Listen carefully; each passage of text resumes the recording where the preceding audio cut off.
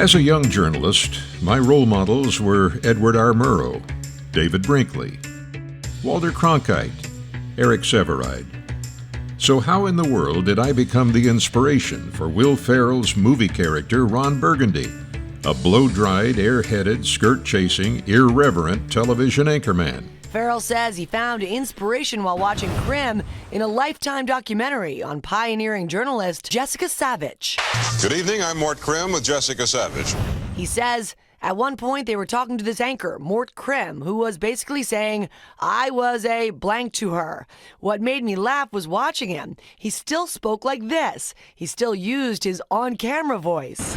Well, you have to understand that I was a typical, traditional 1972 male chauvinist anchor. That's uncalled for. I can't work with this woman. I did not take any offense. You know, comedy is nothing but, and satire and parody is nothing but taking a grain of truth and stretching it out to an absolutely ridiculous conclusion. And I think that's what they have done very skillfully in Anchorman, the first Anchorman, and I enjoyed it immensely.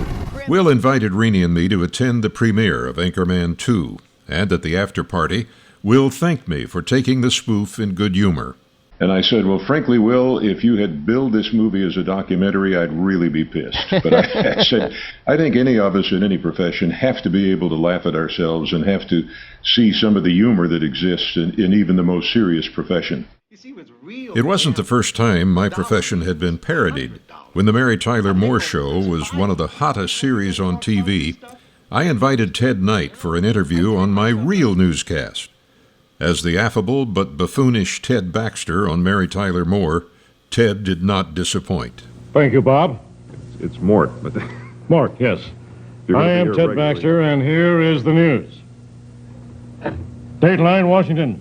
The Gatewater case is in the news. It's healthy to laugh at ourselves, never take ourselves too seriously. So when Comedy Central asked me to guest star on their network series, The Detroiters, I didn't hesitate. Go right ahead, Mort. I mean, you really captured my voice. It's like I wrote it myself. Might want to do a few changes on the fly. And the chilling reality that we're living every moment in the bloodthirsty crosshairs of ISIS. Folks, I won't sugarcoat it. ISIS won't stop until every last one of us is pink mist in the wind. Cut. That's not in the script. Yeah, we'll get him back on track. That felt good. Yes, I do have a well-developed sense of humor. The Philadelphia Bulletin once called me the fastest pun in the East. But I always took my role as a reporter seriously.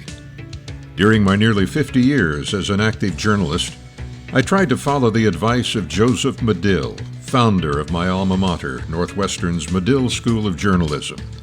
His challenge: write boldly and tell the truth.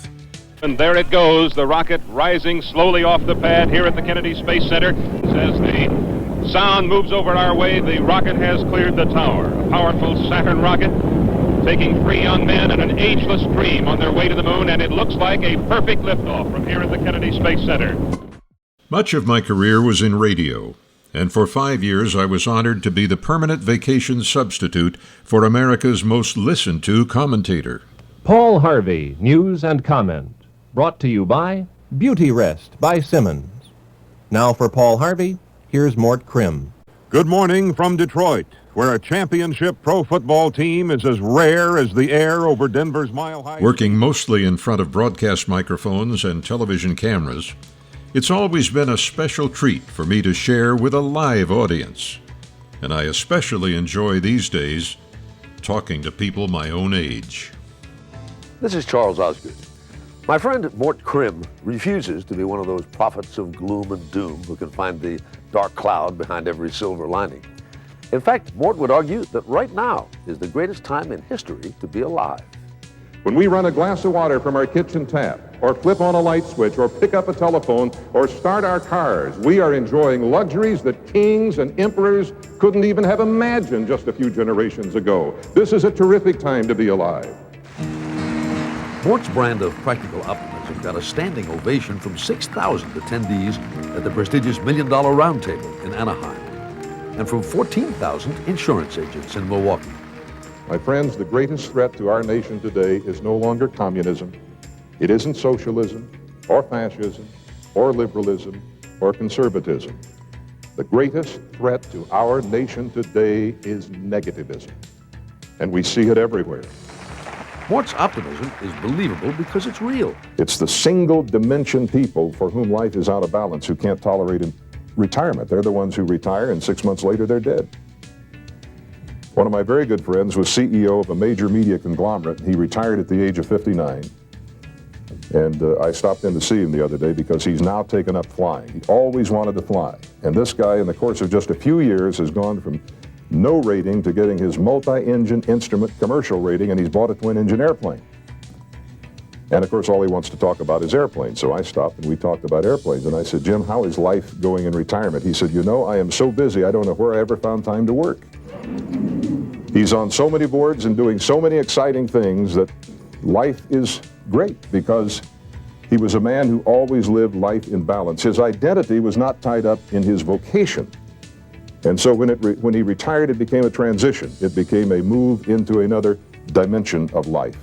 The fact of the matter is there are two ways to exercise representative leadership in this country, and Congress does it all the time. You go, I wonder what the public thinks, and then you merely reflect what you think the public thinks. Right. And sometimes we do that in journalism. Oh, no, a lot of times we do that. A lot of times. Most of the time, maybe. Yes. But leadership is when you say, yes, I care about what the public thinks, but I have a responsibility because as a journalist, I have access to more facts. I have been trained to put them into perspective, and I have to go beyond just what I perceive the public wants, and give them information that I know they need in order to order their lives and to make good decisions. Right.